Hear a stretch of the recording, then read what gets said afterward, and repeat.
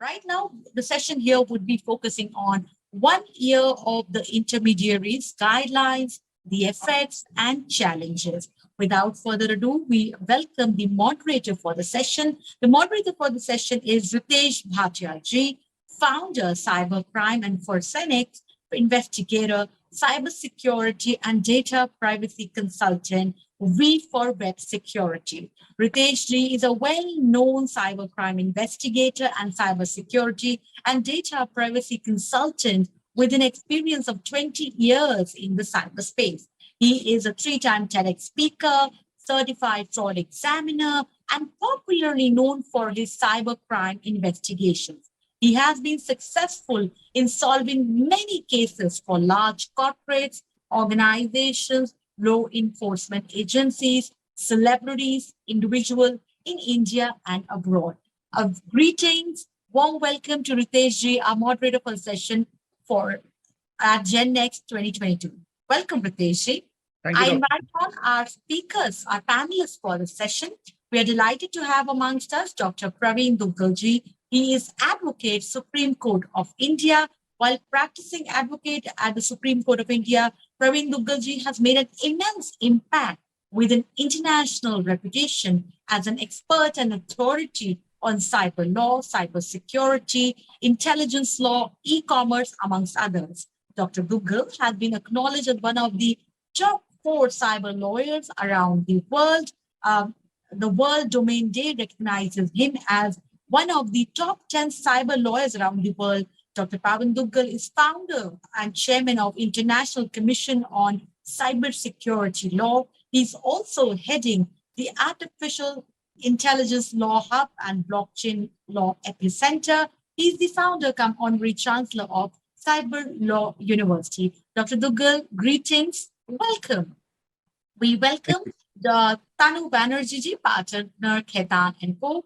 Tanu is partner in the corporate and commercial practice group in the Mumbai office. She focuses on technology, media, entertainment, corporate and commercial laws. And Tanu has advised several technology and media clients such as OTT platforms, digital media companies, tech companies, production houses, filmmakers on a range of commercial arrangements.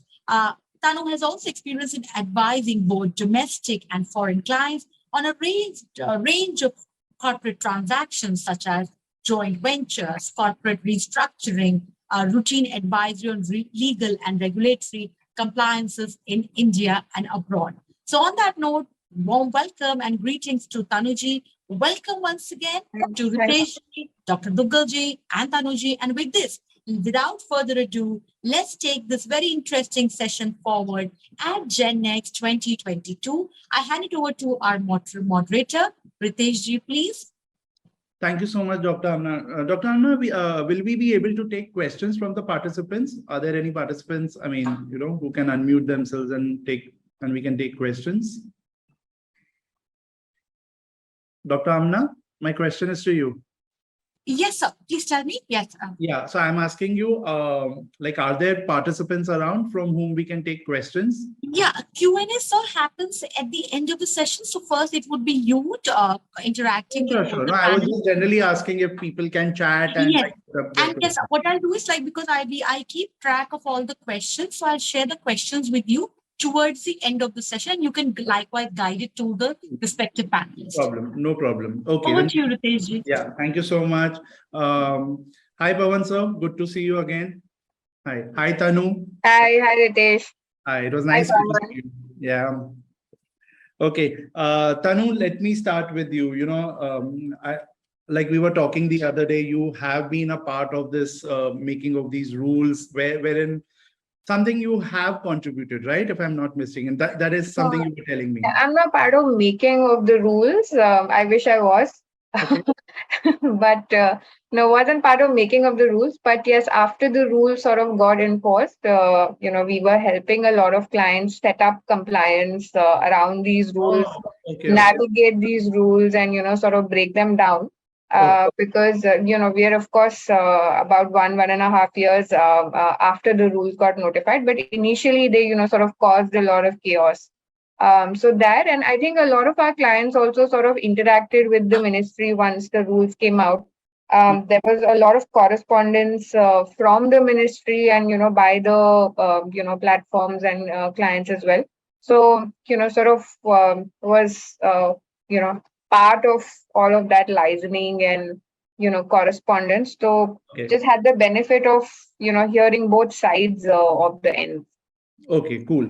So, everyone who's listening out over here, it's been almost 1.5 years that these social intermediary, the rules came out, which was applicable to all these social media intermediaries, whether they are like normal social media intermediaries or they are significant social intermediaries, and even for the OTT platform. But we are not going to talk about that today. We will restrict ourselves specifically to all these, which includes WhatsApp, Facebook, Instagram. We are by and large talking about them. So I'll start with Pavan sir. Pavan sir, could you just throw this, like, can you, just tell our viewers or give a background to what these rules are? The Government of India enacted the Indian Cyber Law, the Information Technology Act 2000, way back 22 years back. In that, there's one section, Section 87, which gave power to the central government to come up with rules and regulations to carry out the objectives of the Act. Under that power, the government has been coming up with various rules. We saw a set of rules coming in the year 2011, including the Information Technology Intermediary Guidelines Rules 2011. And then almost 10 years passed by, but we found that there were practical difficulties in the working of the said rules. And thereafter, the government then on 25th of February 2021 came up with the Information Technology Rules 2021, which came into effect from 25th February. Now, these particular rules are important because they repealed the Information Technology Rules 2011, which means that these rules have stipulated for the first time new parameters pertaining to due diligence to be done by service providers, by intermediaries. In any case, the term intermediary as defined under Section 21W of the Information Technology Act 2000 is so broad enough that it covers almost anything under the sun, because anybody who's dealing, handling or processing third-party data or providing any services with respect to that data become an intermediary. So now these additional set of compliances have come in. They are mandatory to be complied with. You don't comply, and Rule 7 of the IT Rules 2021 comes into play. Rule 7 says you don't comply, you are actually playing with a ball of fire. Why? Because on non-compliance, you not only lose your statutory exemption from legal liability, which is going to be withdrawn and snatched away from you by operation of law, but more significantly, you are liable to be punished for various offenses under the Information Technology Act 2000 and the Indian Penal Code. So for the first time in the landscape, we now have criminal liability that's invoked in the event of non-compliance. This is a great step forward because the 2011 rules did not have any legal consequences if you did not follow the said rules. Now that opens up a new doors of legal exposure, criminal liability, and hence the need for far more compliances with the IT Rules 2011. Way back last year, in the landmark case of X versus Union of India, the Delhi High Court had appointed me as the amicus curiae, and I assisted the Delhi High Court, and the Delhi High Court, in that particular landmark judgment, upheld the validity of these IT rules to the extent that they were applicable only to intermediaries, because the remaining portion of rules, to the extent that they were applicable to social media intermediaries or significant social media intermediaries, has still been under challenge before various public interest litigations, which are before the now Supreme Court of India. But clearly now, if you are an intermediary, and I can tell you 9 out of 10 companies in India qualify as intermediaries, if you don't comply with this, please be prepared for the next 7 years. There's going to be a Damocles sword that's going to be hanging on your head, because you can always be prosecuted for offenses under the Indian Penal Code and under the IT Act. In addition, your statutory exemption from legal liability is going to be taken away, not by your doing or not doing the act, by simplicity of your non-compliance with the provisions of these rules, which effectively means that now companies will no longer be able to get the benefit of the safe harbor, which is provided to them under Section 79 of the IT Act. So that's been a great step forward in a holistic sense when I look at the objectives of the rules, they are aimed to bring in far more accountability, transparency, and compliance on behalf of intermediaries. Let's remember that historically speaking, intermediaries have been having a very long, extended period of honeymoon under the Indian cyber law. As way back in 2015, when the Shreya Singhal judgment came, the judgment specifically asked them that if you're an intermediary, don't do anything till such time you get a court order or an order from a governmental agency. And that effectively meant that they did nothing till such time they got a court order or a governmental agency order.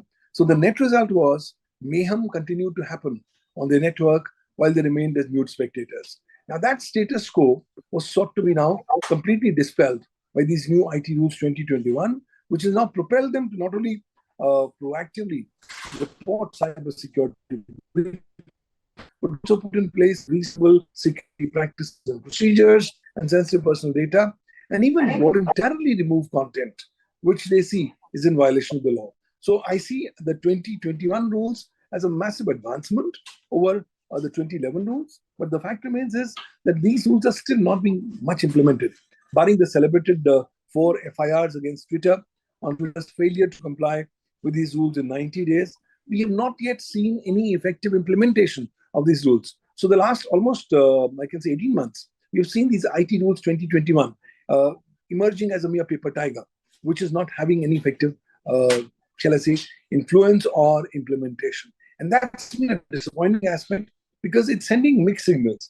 On the one hand, you are saying, please be prepared for going to jail. On the other hand, you don't implement this. So the corporate community is confused. Should we not comply? If we comply, so far, how much? What kind of evidence we need to put in place? So it's been a mixed bag, but all said and done, it represents a step forward as far as the evolution of cyber law jurisprudence in India is concerned.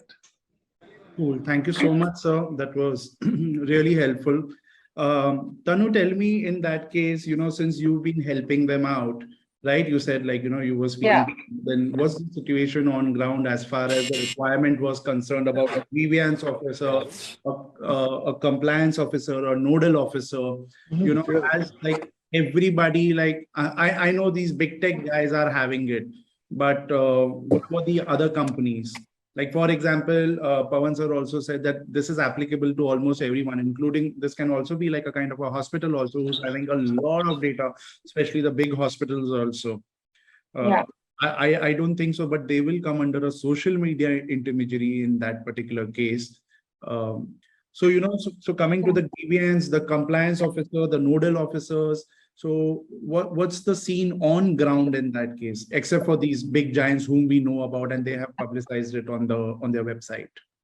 So it is great question, and I think Pavan has sort of articulated the background really eloquently. But in terms of I would say literally a domino effect that happened post the notification. I think just to step back in terms of just broad and key points which created the chaos amongst intermediaries. One, like you said, this requirement of appointing a compliance officer, a nodal officer, and a grievance officer, and these officers to be based in India. That was one of the challenges. The other was also, what the 2021 rules also did, as opposed to, and in a deviation from the previous 2011 regime, is that they bifurcated intermediaries as well. So there are intermediaries and there are social media intermediaries. True. And for social media intermediaries, again, there were significant social media intermediaries and, general social media intermediaries. The threshold for somebody to qualify as a significant social media intermediaries was, 5 million users. Correct. Right.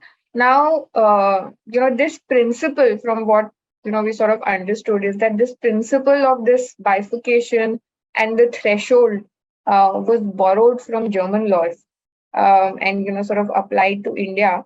But just looking at our demographic and, just the numbers that we have, a 5 million user base pretty much puts everybody into the significant social media bucket, which has, higher compliance in terms of appointing these personnel and, general due diligence, etc. as well. So that, of course, created a big chaos. Within that 5 million users also, there were questions on, what are these active users, or are these just registered users? Are these just, people who've just made accounts but not using the platform? So what lens do you sort of apply? That chaos continues. Going back to your question of, what is the on-ground status on this compliance? Of course, like you said, the bigger ones have, managed to comply, because I think the government also came down quite heavily on them and insisted that, that compliance happens. So that has happened. The challenges for them were, of course, like Pavan also said, that suddenly there was criminal liability, which was sort of set out in these rules.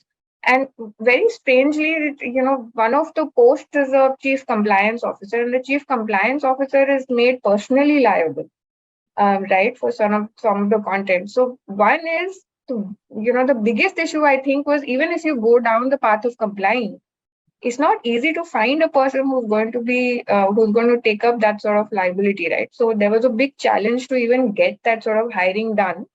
Other than, of course, the fact that most of these bigger tech platforms operate from offshores, even some of the mid-sized platforms operate from offshore entities, right? Because there are no entry barriers per se, unless you're in the news space.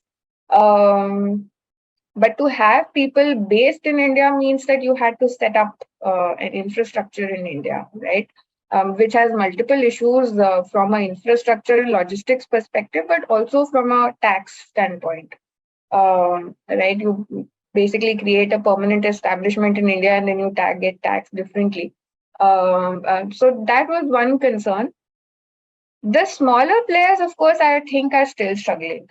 One, the big tech may be able to comply because of necessity, or you call it the cost of, doing business in India, or however, whichever lens you sort of see it from.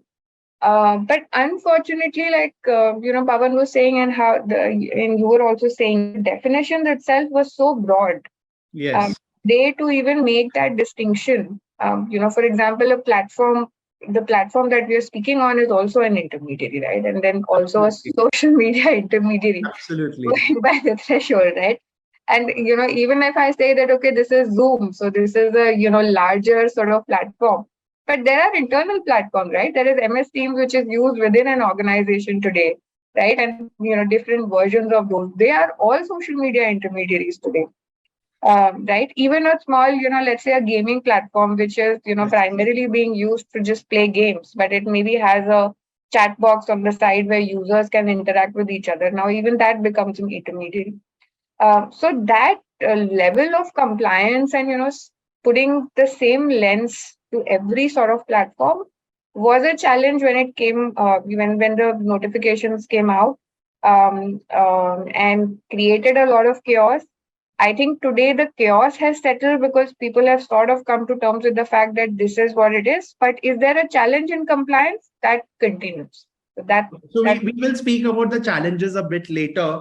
Yeah. Pavan, sir, I think, it's great when the this particular rules came in, because, when even I was investigating so many cases, the challenges was always like that, whether I was investigating it for cops or at corporates.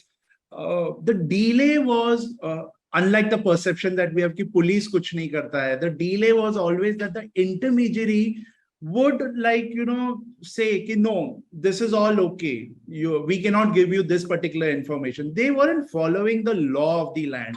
So I somewhere feel that this danda was like very important. I don't know if others would agree or not, but somewhere I feel this was very important. But after having that also, I don't think so many things have changed, because all that we hear is, okay, they have taken these many takedowns, they have taken those many takedowns. Now also, when there are women victims, I'm not seeing the 24-hour guideline being like really followed. And as far as contacting a grievance officer or a compliance or a nodal officer, it's again that same email with the automated response. So you can imagine what is happening to a particular child or a woman who's being trolled, or, so do you think it's been really that effective? I mean, in this it's been 1.5 years now. So you're on mute. Thanks. I don't think the IT rules 2021 have been effective at all. Okay. It was just a standard example of Sher Aya, but the Sher never arrived. So you have tried to put in an element of fear in the minds of people and say, look, you'll go to jail. But since nobody is going to jail, everybody says these are nothing but paper tigers. And unfortunately, that's been a sad state of affairs because these rules had so much of elements to bring in more accountability, responsibility of the intermediaries. Mind you, there's been a massive push of all the big tech companies because they want the status quo of honeymoon to continue. They wanted them to be continuing to be mute spectators on their network while mayhem was happening because it suited them. Less compliance costs, less officers to be appointed, less headaches. So you go and rattle it out in the Indian courts, which will take you months and years, and then come back to us. By the time the damage has been done is on a permanent basis. So I think most of these big tech companies have been lobbying very hard to get these IT rules installed. Various of these public interest litigations got filed. Supreme Court is still now hearing those petitions. But so do you think these rules are just an eyewash for the citizens? I think the citizens feel disillusioned. If you find something written about you on a social media, try to get it removed, and you will be seeing how your disillusionment comes right in the forefront. But the fact remains is that we need more effective remedies because I'm not concerned about big tech companies. I'm primarily concerned about these small users who suddenly find that they have become a victim of some kind of an online abuse or online hate or online stalking or harassment or stuff like that. You write to the so-called grievance officer, you don't get a response. Exactly. There's no acknowledgement in 24 hours. There's no redressal of grievance within 15 days. Most of the companies don't even have grievance officers. So it's like a negation of what you've given. You've given it by one hand and you've taken it back by two hands by not implementing it. So I think they have not really made a difference. On the contrary, it's brought in a lot of element of disappointment from the user's perspective because they are still struggling. And from the big tech's perspective, number of PILs have been filed. So they are happy to let this be in legal challenge and wait on and then continue to say, well, hold on, get me a court order. And mind you, getting a court order in India is such a tall order. It takes you months, if not years, to get a court order. So I think Indian government needs to do far more. That's the reason the Indian government said, okay, let's go in for public consultation. And a couple of weeks back, they had done some public consultations. But post-public consultations, we've not yet seen the amendments to the IT rules coming into force. So I think if India wants to become the most powerful nation in the world after becoming the most populous nation in the world by next year, we will have to do a lot of homework in terms of getting our cyber legal frameworks, our cyber legal jurisprudence ready, up and running. Because if you are not going to address the concerns of the ultimate users, they will potentially have the impact of even shunning the platforms, which thereby is going to further impact e-commerce as a whole. So a lot of work needs to be done. So Tanu, in that case, like it's pretty. Maybe before you sort of pose the next question, I think I just wanted to continue from where Pavan was talking about and bring in just maybe another dimension to be said. And I fully agree that I think as much as chaos that it created, I don't think it has eventually been implemented with as much force. And I think part of the reason for that could be, one of the reasons for all the challenges that were sort of filed was also that the way they brought about the IT rules, right? They brought about a regime which was, entirely new from the previous regime. Put in additional liabilities, made that bifurcation, brought in, compliance requirements and so on. But all of that was done under a subordinate, sort of regulation. It did not eventually amend or replace the parent act, which was our IT Act. And IT Act, it was enacted 22 years ago in 2000. And the purpose for which it was enacted at that time was to legitimize and have a framework around electronic signatures primarily, right? And then that extended to multiple sort of platforms and, in the tech world, because that's the only legislation to follow on.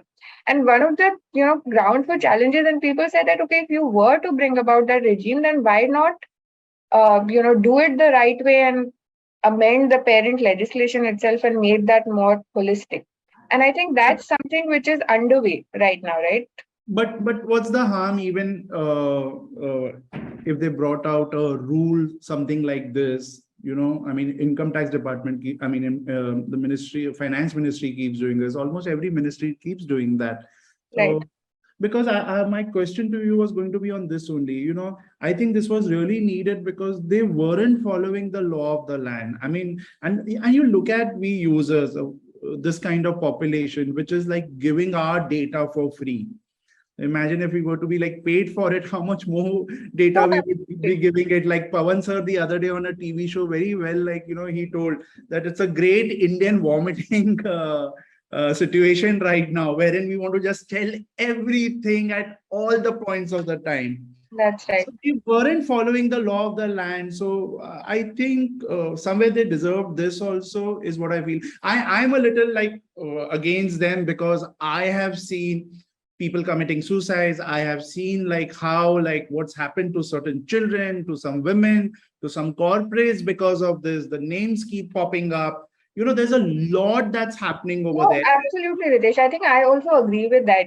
I think one of the things that we sort of miss in a larger discussion, and the discussion that is generally fueled, or you would typically see that big tech is challenging and the government did this and the government did that.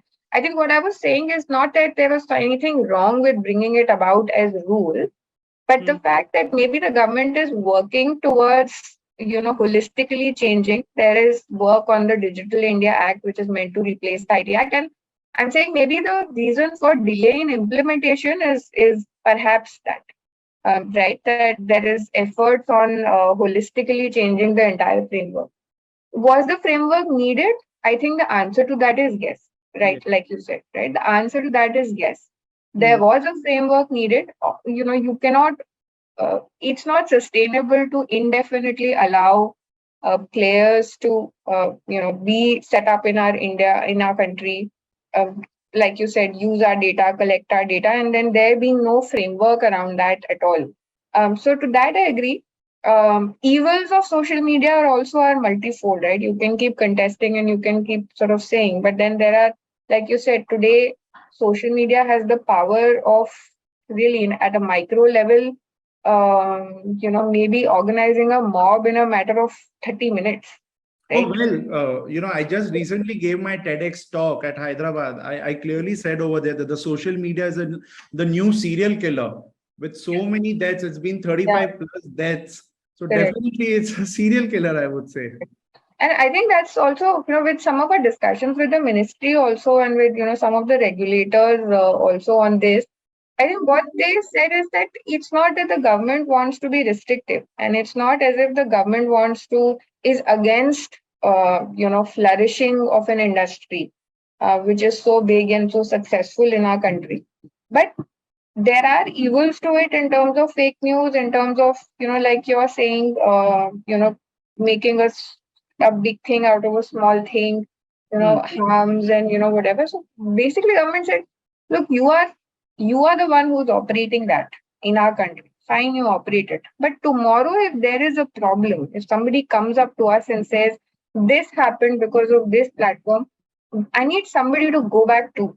And who's that person, right? I need to be able to go back and identify who is this person. And you will operate in India, but you will set up layers and layers and layers of structure, something in India, something offshore, something, offshore and offshore.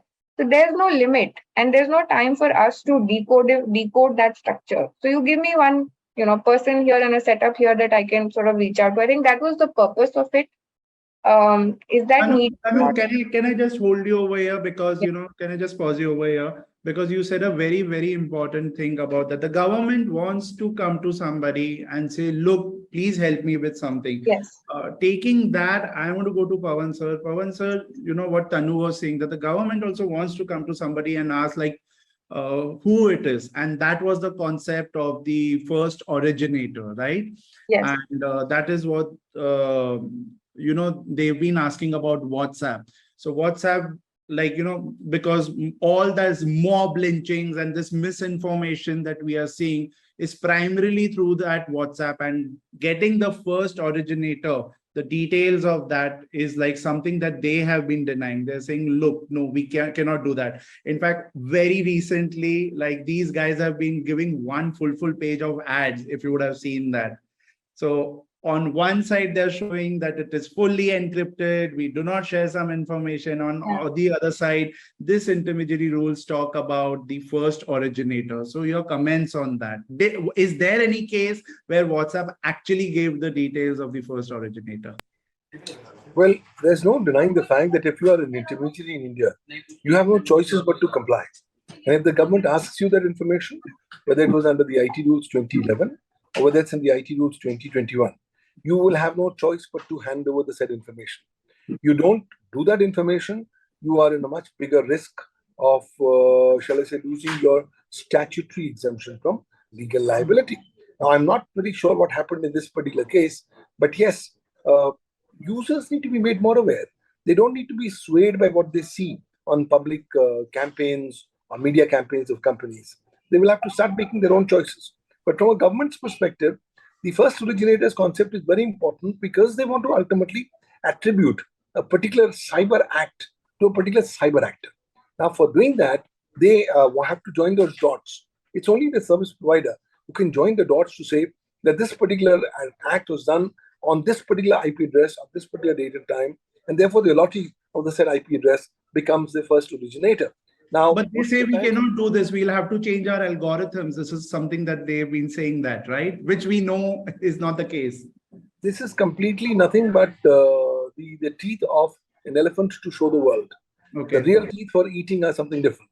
You see, the fact is, you are running such a big business. India is such a huge chunk of your market. India will become the most populous nation in the world next year. And you are saying that, look, I will continue to milk the Indian market, or continue to monetize my monies out of the Indian market, but would not want to comply with Indian law. That's an untenable situation. It's not likely to happen, but unfortunately, it appears that there's been so much of lobbying that we haven't really seen any effective action. We just saw some salutary action against Twitter, and that was the end of the matter. No action against WhatsApp, no action against anyone, despite the fact that there have been reported non-compliances. So ultimately, it will have to boil down to political will. You have the ability as a government to go in for a golden balance between trying to get the identity of the first originator in a particular case, and also ensure the protection and preservation of individual rights on the other. But whether the government would want to go ahead in this regard or not is something that will be dependent on the political will of the concerned rulers at the relevant time. Okay. So, Tanu, do you think that there are these guys have to comply with way too many regulations which are like really not necessary? And there's something from the TRI, there is something from the IT Act, something from, now imagine right now we are going to have the privacy bill also coming up. That's right.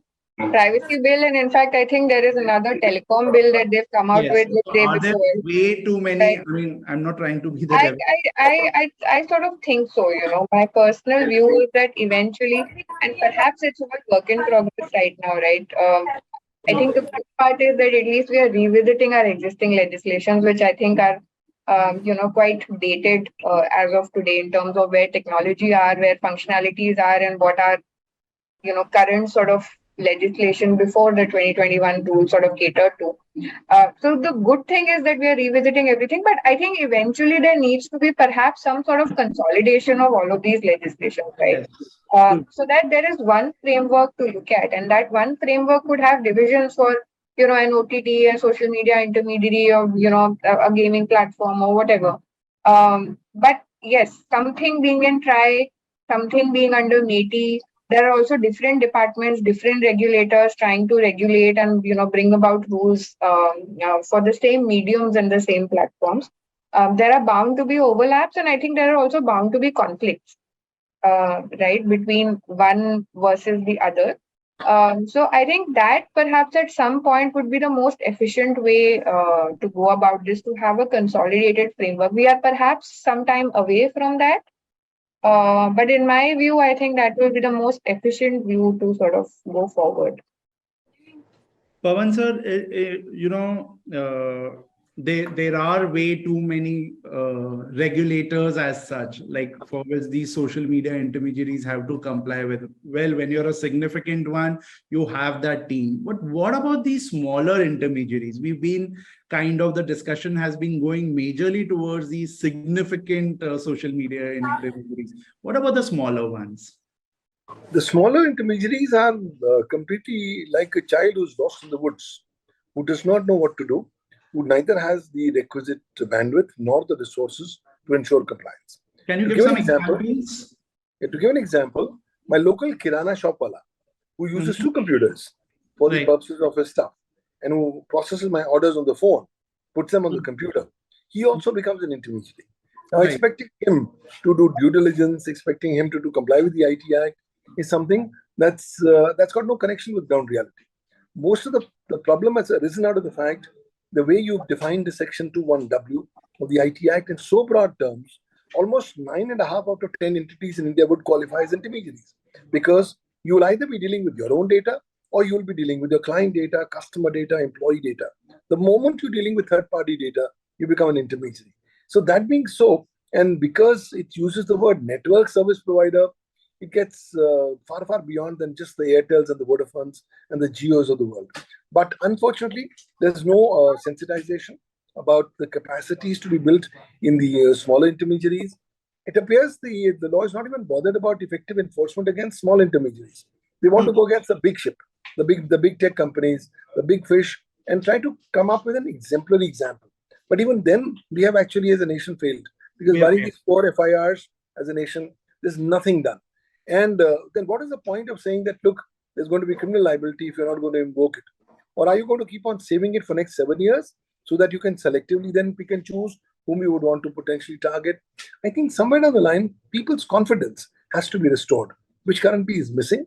The efforts have to be done in creating more capacity building, specifically amongst these smaller intermediaries. Why? Because the law is broad. The IT Act is a special law. Section 81 says this act prevails over anything inconsistent therewith contained in any other law for the time being enforced. Any conflict between any law and the IT Act prevails. So this is the kind of huge ramifications that we have put on the IT Act. It's an equal burden upon the government to enhance more capacity building so that you can actually facilitate more compliances by general smaller intermediaries rather than big tech companies. Mind you, the digital economy of India is not run by big tech companies, but it's also run by these smaller intermediaries as well. So a lot of work needs to be done, but it appears that these smaller intermediaries have been not in focus of the lawmakers or of the law enforcers in the last 1 decade or so. Tanu, do you feel this space should be regulated? Honestly, I think every space, my personal view is that every sector, every space needs to have some framework to work within, right? Just having, we can say, okay, shouldn't be regulated. But, it can't be Wild West also, that you have no contours within which to work with. And so you can just do, whatever you want to do. I'll give you an example of, let's say, the advertising industry, right? Today, the advertising industry is primarily a self-regulated industry. There is ASCII as a body, which is not a statutory body at all, right? It's a voluntary organization. They have a set of code. And, everyone in the industry functions with that code, right? There are some overlaps of the principles that they set out in the Consumer Protection Act now. But other than that, largely for decades now, that entire industry has been self-regulated and it has been functioning, reasonably well. But to say, is there no regulation at all? There is some sort of regulation and there is consensus to, comply with that regulation at all. So, should this space be regulated? The answer to that, to my mind, is yes. Yeah, because there are many activists who are saying that, no, there has to be a free speech. So again, free speech and having a framework, I mean, to my mind, are two completely different concepts, right? Having a regulation or having a framework does not mean that it will come at the cost of someone's free speech. Yes, free speech is a fundamental right in that sense to citizens, and that should be honored. I don't think even the government is perhaps entirely against it, right? But I think what happens is that the technology, functionality, our general diaspora, the way everyone is growing and advancing is so fast. And your regulations and any legislation just almost by construct is going to be a little behind it, right? Because by the time you wrap up your mind around what is the problem I need to regulate, there are two other problems in the ecosystem, right, which nobody thought about. So should there be no regulation at all? The answer to that is no, to my mind. There should definitely be some framework. So long as it's reasonable and balanced and it doesn't affect, our general ability to be free, to talk freely, to share our opinions, have a stand on things. And this is a democracy. Everybody is entitled to their views and they should be entitled to share their views also. So long as those views don't harm anybody. So long as everything is balanced, and that is a very difficult balance to create, and I sort of accept that as well. But I would think, to not have any framework at all is also not sustainable. So in that case, Pavan sir, with so much of experience, over 22, 25 years, what do you think? I mean, what kind of this regulation should be keeping even the free speech as well as the data privacy of users in mind? Or is this some just a kind of a dream thing that I'm talking about? I believe regulation is necessary, but minimal regulation has to be the order of the day. And you will have to have regulation that's generic, that's futuristic, and that is trying to achieve a golden balance between protection of individual rights and liberties on the one hand, and preservation of state interests and sovereign interests on the other. But the way the network is going, and the ubiquitous connectivity of the network, and the advent of newly emerging technologies like artificial intelligence, blockchain, Internet of Things, quantum computing, I would see even now with metaverse coming in, the Web 3.0, I mean, it's going to be absolutely. And now with the metaverse also coming in, the issue is that somewhere down the line, you will now have to have sectoral approaches, sector-specific legislations. Like, let me take the example of cybersecurity. A number of countries across the world have already started coming up with distinctive national laws on cybersecurity, whether it's China, Singapore, Vietnam, Thailand, you name it, and even Australia. But India doesn't have a dedicated law in this regard. Similarly, when we're going to talk about artificial intelligence, don't expect artificial intelligence to be covered under the IT Act. Well, broadly speaking, artificial intelligence is nothing but a computer resource or a computer data.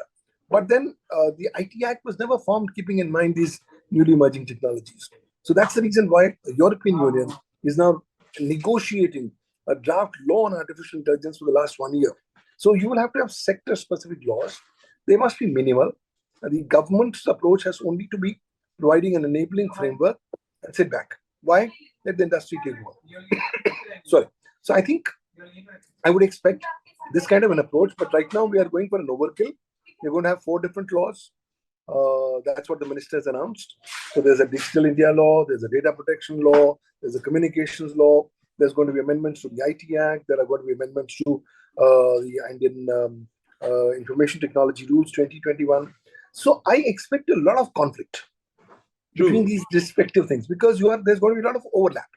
So we'll have to make sure that the conflicts does not rise. And from a conceptual standpoint, I'm very clear that in India, the mother legislation will continue to be the Information Technology Act 2000. And everything that comes in, whether it's the Personal Data Protection Bill, whether it's a new law on Digital India, are going to be subsets of this massive mother legislation. So we will have to make sure that there's no conflict, but also make sure that whatever you come up gets effectively reflecting the hopes and aspirations of people at large. Let it not be disconnected with ground reality. And let's try to implement what we have in a more better way.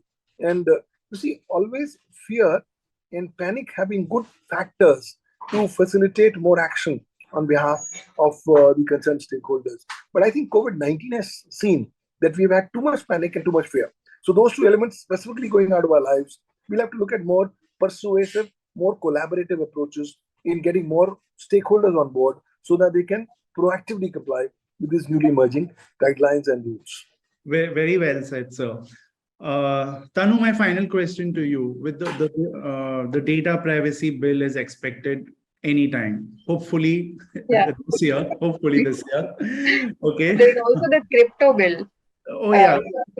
So all of this, So, there's I'm also not too the sure about the crypto bill as such, but I'm hopeful about this data privacy bill. yeah. And I hope there wouldn't be any amendments and other kind of things. I Now, hope again, so there too. might be quite a lot of overlap as far as the intermediaries are concerned, whether now you call them social media intermediary. I'm specifically speaking to this particular intermediaries rule of 2021. Yeah. No, I agree. I think Ritesh, like was saying, all of our regulations are sort of behind technology. While we are still discussing, what the government came up with for intermediaries and social media intermediaries, whether it was effective, not effective, free speech should be allowed, not allowed, all of that. There is an entire, like Pavan and you specifically said, there is an entire Web 3.0 ecosystem that is already up and running in many ways, right? There is that whole metaverse for which content is being created, wallets are being created, things that the whole ecosystem is stitching together, and there are no territories there, right? All of those platforms are owned offshore. People are accessing them, maybe from different territories. But in that space, how do you restrict? Which government can restrict anything in that space, right? So I think the problems that we have or the issues that we have are manifold. And until there is some alignment between not just regulators, I would think, today we are this discussion, we are still saying, okay, in India, there is a TRAI, there is a MITI, there is, MIB, and there is, something else, and all of these regulators need to be aligned and so on. I think that there should be perhaps at some level an international alignment on things of broad contours of principles, guiding principles for every country to follow. Other than that, if not that, eventually all of these regulatory frameworks at some point will become ineffective. Is my thought. Absolutely. Absolutely. So I think we can take few questions. We have 10 minutes left. So Dr. Amna, if you're around over there, do you have any? Yes, sir. Let me just. So there's a question coming forward, and once again, I hand it over to our moderator to. Okay. So with the talk about new privacy laws and technology always throwing up new challenges, do you then believe that then the legal terrain, especially arbitration and negotiation, are in a state of constant challenge? So which of my panelists would like to take this? I think Pavan sir would be best suited for this one from a dispute standpoint. Yeah, very nice of you. Thank you so much, Tanu. I think we are going to constantly see a conflict emerging. Look, India is currently seeing a massive policy vacuum that we have not seen since independence. India does not have a dedicated law on data protection. We don't have a dedicated law on privacy. We do not have any dedicated law on cybersecurity, nor do we have a dedicated law on even consumer protection online ecosystem. So in a scenario like this, there's always going to be conflict, because when you are going to be arbitrating or mediating, somewhere down the line, you will be dealing with my personal data. Because as a nature of the mediator, though you'll have to keep it confidential, there's no denying the fact that you will have access to my privacy-related details. Now, in the absence of a dedicated law on privacy, I don't have any effective remedies if you go ahead and disclose this to someone. Yes, the Supreme Court says in Justice Puttaswamy versus Union of India that we have all entitled to the fundamental right to privacy as part of the right to life and Article 21 of the Constitution of India. But mind you, that's only enforceable against state action. That's not enforceable against private arbitrators, private mediators. So should my privacy be actually violated, I will actually only have the remedy of going and seeking damages by way of compensation from them under the normal tort law. And given the fact that the tort law in the country is very poorly developed, I don't expect great areas of success in getting huge quantums of damages. So I see an intrinsic conflict. I see an impact. And that's the reason we have been telling the government, please come up with a dedicated law that can deal with both protection of personal data, personal privacy, as also data privacy of individuals in the private ecosystem. Because for the government, Justice Puttaswamy's judgment is good enough. Government violates my privacy and I go and challenge that in the writ jurisdiction of the High Court or the Supreme Court under Article 226 or 32 of the Constitution of India. But for private sectors, I have no effective remedy. But right now, this does not appear to be a big priority because the government is currently working on a new National Cybersecurity Strategy 2022. They're working on a new Digital India law, but a privacy law is not in place. So if you are an arbitrator or mediator, you don't need to panic, but it's always be a good idea that you try as far as possible to take utmost care and caution when you're dealing, handling, or processing private data of individuals. I hope that clarifies. Thanks. Very well. Thank you, sir. Dr. Amna, any other question? Yes, the next question is especially for Dr. Duggal. And it says that, sir, in the present time where disruption is redefining every industry, and this is from a young student, sir, and he seeks your guidance here, sir, that in an era where disruption is redefining every industry, do you, as a cyber law expert and practitioner at the Supreme Court of India, do you see cybersecurity as a zone of never-ending contest then? Cybersecurity is a constantly moving target, and it will constantly keep on moving. Therefore, you have to accept cybersecurity as an integral part of our lives. Therefore, the best thing will be, as what numerous nation states have done, they've come up with dedicated national laws on cybersecurity. Because mind you, globally, we don't have any international cyber law in place. We also don't have any international cybersecurity law in place. So countries are saying, I'm not going to keep on waiting till such time this vacuum gets filled up. Let me come up with my own domestic laws on cybersecurity. Today, when I talk with you, the United Nations Ad Hoc Committee on Cybercrime is now negotiating a new international convention to prevent the misuse of information and communication technologies for criminal purposes. But mind you, that's going to take you many years for that kind of a convention to come in. At the time, we only have the Budapest Convention or the Convention on Cybercrime of Council of Europe, which is only a cybercrime convention. It's not a cybersecurity convention. So therefore, cybersecurity will still have to be primarily guided by national legal instruments. The one preferred approach that I'm finding across the world in different countries is the approach that China has actually pioneered. China says, my national security includes my cybersecurity.